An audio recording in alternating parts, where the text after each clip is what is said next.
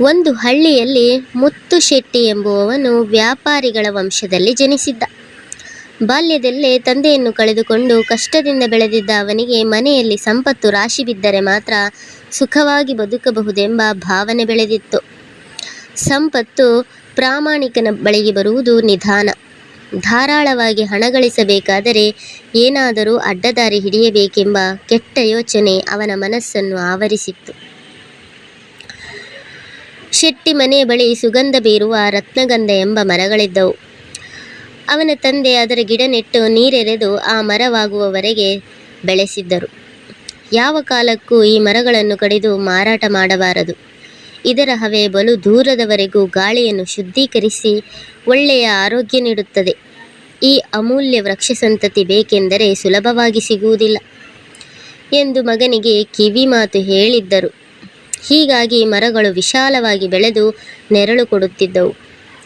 ಹಗಲಿರುಳು ಕುಬೇರನಾಗುವ ಕನಸು ಕಾಣುತ್ತಿದ್ದ ಶೆಟ್ಟಿ ಅವನ ಗೆಳೆಯರು ತಪ್ಪು ದಾರಿಗೆಳೆದರು. ಅಂಗೈಯಲ್ಲಿ ಬೆಣ್ಣೆ ಇಟ್ಕೊಂಡು ಯಾರಾದರೂ ತುಪ್ಪ ಹುಡುಕ್ತಾರಾ? ದೊರೆಗಳ ಹುಟ್ಟುಹಬ್ಬವನ್ನು ವಿಜೃಂಭಣೆಯಿಂದ ಆಚರಿಸುತ್ತಿದ್ದಾರೆ. ಅಂದು ಉಡುಗೊರೆ ನೀಡಿದವರಿಗೆಲ್ಲ ದೊರೆ ಬಂಗಾರದ ನಾಣ್ಯಗಳನ್ನು ಬಾಚಿ ಬಾಚಿ ಕೊಡುತ್ತಾರೆ. ರತ್ನಗಂಧ ವೃಕ್ಷಗಳನ್ನು ಸುಮ್ಮನೆ ಇಟ್ಟುಕೊಂಡರೆ ದುಡ್ಡು ಬರುವುದಿಲ್ಲ. ಮರಗಳನ್ನು ಕಡಿದು ಪೀಠೋಪಕರಣಗಳನ್ನು ಮಾಡಿಸಿ ದೊರೆಗೆ ಉಡುಗೊರೆ ನೀಡು.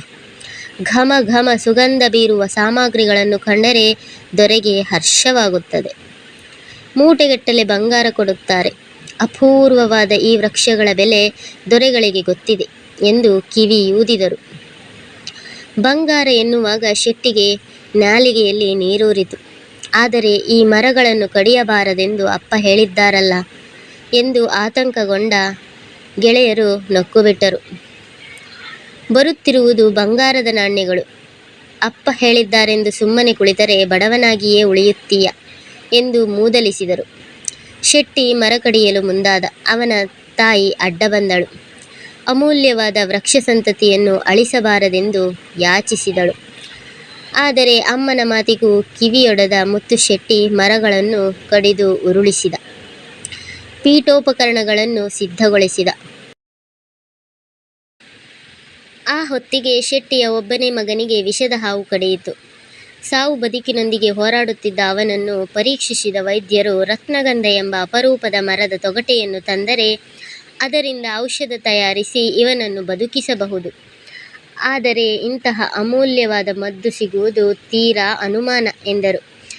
ಹೀಗೆಂದರೆ ಹೇಗೆ? ನನ್ನ ಮಗನನ್ನು ಏನಾದರೂ ಮಾಡಿ ಬದುಕಿಸಿ, ಕೈತುಂಬ ಹೊನ್ನು ಕೊಡುತ್ತೇನೆ ಎಂದ ಶೆಟ್ಟಿ.